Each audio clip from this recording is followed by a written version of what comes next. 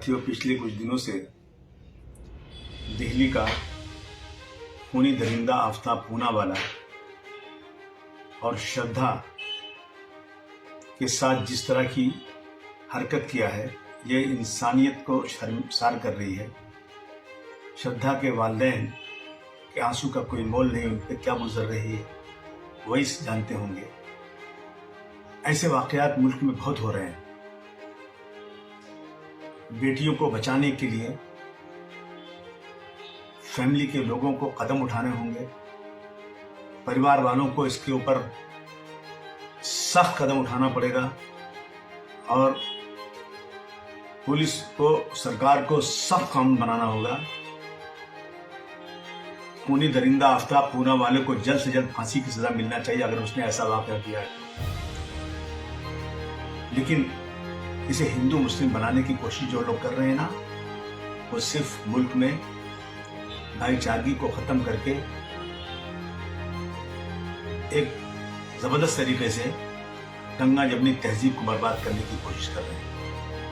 मैं बताऊं कि इसके पहले एक मेरठ में एक वाकया हुआ था जिसमें लड़की हिंदू थी और लड़का मुसलमान था,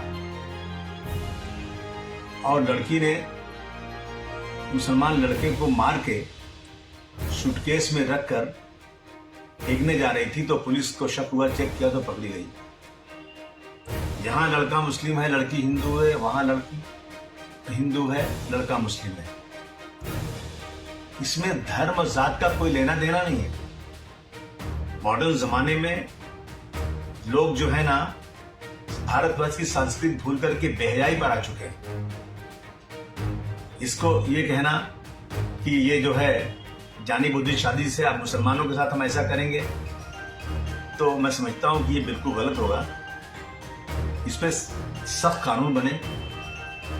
18 साल की उम्र के बाद कोई भी लड़का किसी लड़की से शादी कर सकता है, ये कानून है, मगर माँ बाप की इजाजत के बगैर इस तरह का कदम उठाना कहीं न कहीं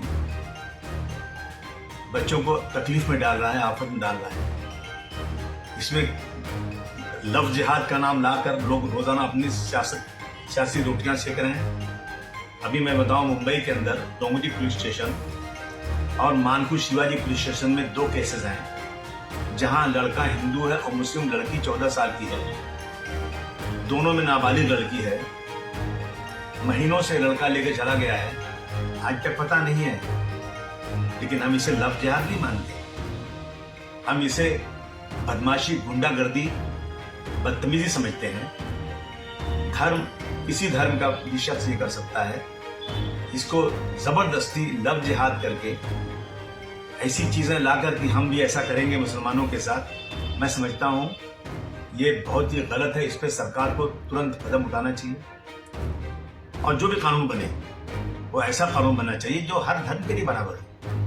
ये क्या मतलब, एक तरफ ये लोग कहें कि मुस्लिम लड़कियों को शादी करके लाओगे तो हम 2 लाख रुपए देंगे, उनका धर्म चेंज करेंगे, और एक तरफ कोई मुसलमान हिंदू से शादी करता है तो उसके घर पे जाकर के उसके घर वालों को डरा धमका करके ये कहा जाता है कि लड़की ने अपनी मर्जी से नहीं बल्कि लड़के ने जबरदस्ती शादी करके बेवकूफ बनाया। अगर उसकी इंक्वायरी होती है तो सच्चाई सामने आ जाती है।